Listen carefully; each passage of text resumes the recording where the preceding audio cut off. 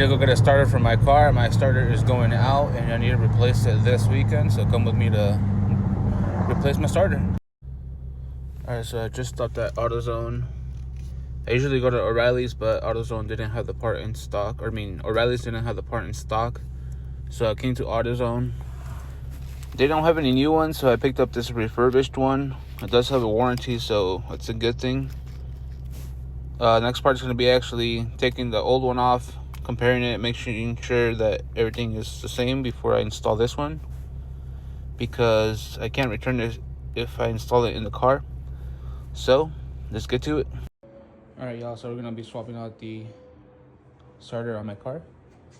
What you'll need is 2 jack stands. You can use 1, but 2 would be better just for safety reasons.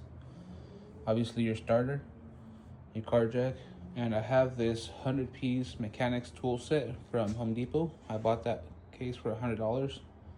Any car related stuff, you'll have the tools in there.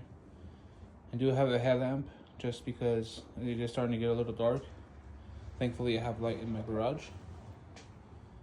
And I have those extra little sockets there for any particular reason, maybe. And if your car has a locking nut or special lug nuts, you obviously gonna need your tool as well. This is the one that goes for my car, so let's get started. Alright, so you're gonna disconnect your negative terminal, which is already done. Set it aside so it doesn't touch the actual battery post. Then you're going to loosen up your lug nuts on your wheel for your driver's side for the infinities. So the car is up on jack stands. I have the jack there as a precaution in case the jack stands fail. Just a safety thing that you should keep in mind. We're going to take off our wheel and we're going to get started. Now, I don't have an impact gun, but I do have this, which works perfectly fine.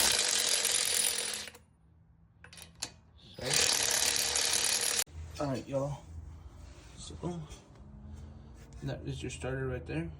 There is 2 screws. There's one there, and there should be another one down here somewhere.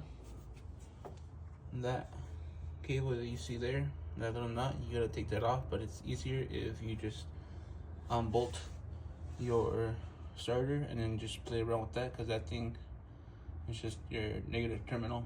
So alright, y'all, so this is your front, I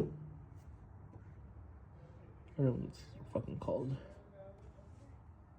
Alright, so we took our old starter out. This is a new one right here.